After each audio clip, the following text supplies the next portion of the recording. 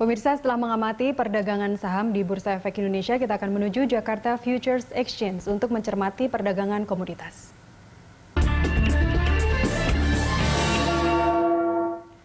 Untuk mengetahui perkembangan di pasar komoditas, kita telah terhubung dengan Presiden Komisaris PT Sentra Tama Investor Berjangka, Susantan. Selamat pagi, Bu Susan. Harga emas ditutup menguat ke level tertinggi dalam 2 bulan terakhir ini. Bagaimana pergerakannya untuk hari ini? Ya, selamat pagi Bu Nasiti.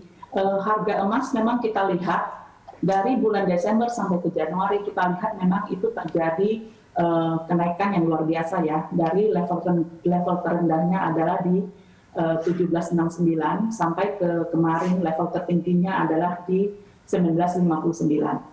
Tapi kalau saya lihat dari pergerakan harga emas ini masih akan bermain di angka sekitar 1.900-an pada hari ini. Baik. Untuk sentimen vaksin dari COVID-19 yang nanti rencananya di Indonesia sendiri akan 2 minggu lagi dilaksanakan begitu ya, itu akan menekan harga emas atau justru sebaliknya? Ya, sentimen dari vaksin COVID-19 ini kalau saya lihat untuk mengaruh ke bursa komoditas secara global ini akan memberikan arah positif bagi pelaku pasar atau investor. Kenapa? Karena dengan didistribusikan vaksin COVID-19 ini, maka kita akan tahu kalau ekonomi global dunia ini akan pulih apabila vaksin tersebut berhasil ya.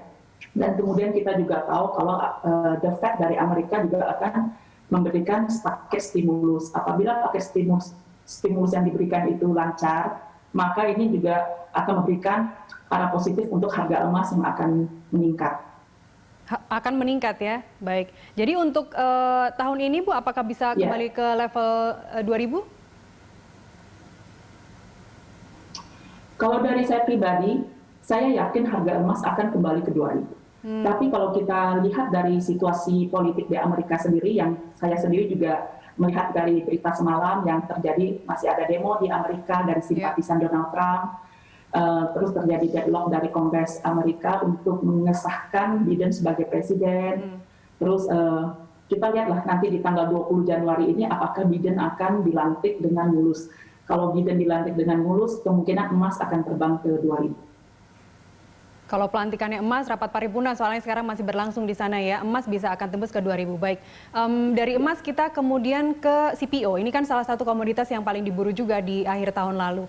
Prospeknya CPO untuk tahun ini seperti apa, Bu Susan? Untuk prospek CPO sendiri, kalau saya lihat tahun ini sangat positif ya. Peluang untuk invest di CPO sangat positif. Karena kita tahu kalau negara produsen minyak di dunia ini sedang membatasi produksi minyak pada setiap harinya, dan inilah yang menekan harga minyak juga naik, dan juga CPO sendiri nanti akan diburu oleh para negara-negara juga untuk dijadikan sebagai minyak nabati yang akan digunakan untuk biodiesel. Kemungkinan tahun ini adalah tahun yang positif bagi harga CPO. Baik, untuk coklat dan kopi seperti apa, Bu? Coklat dan kopi juga, kalau ini kita balik lagi ke vaksin ya. Dengan didistribusikan vaksin, apabila memang distribusikan vaksin itu berhasil di dunia ini, maka ekonomi global kita kan akan semakin pulih. Dengan itu permintaan akan coklat, permintaan akan kopi juga akan semakin membaik juga. Itu bursa komoditas akan tentang kopi dan coklat akan makin positif. Baik. Dengan pelaksanaan vaksinasi di seluruh dunia begitu ya, apakah ini juga sekaligus menjadi kesimpulan bahwa tahun 2021 ini akan menjadi tahun yang positif untuk bursa komoditas? Ya, pasti. Karena kita juga sudah lihat dari progresnya dari pertama dari penemuan vaksin, kita sudah lihat langsung harga pada rebound. Kemudian kita lihat juga dari mulai pendistribusian dari negara Inggris, kita lihat mulai masuk ke Asia. Apalagi Amerika sendiri menargetkan pada tahun ini akan memvaksin ke seluruh rakyatnya. Jadi tahun ini tentu akan menjadi tahun yang positif. Kalau saya lihat dari yang lebih bagus daripada tahun 2020 kemarin ya. Karena 2020 kemarin semua sangat-sangat slow. Tahun ini kita berharap semuanya akan membaik. Ya, semoga amin. Saran untuk investor tahun 2021 ini seperti apa, Ibu? Saran untuk investor untuk 2021 khususnya untuk komoditi, saya akan menyarankan itu peluang yang sangat bagus untuk investor apabila mereka masih menginvestasikan untuk di CPO dan emas.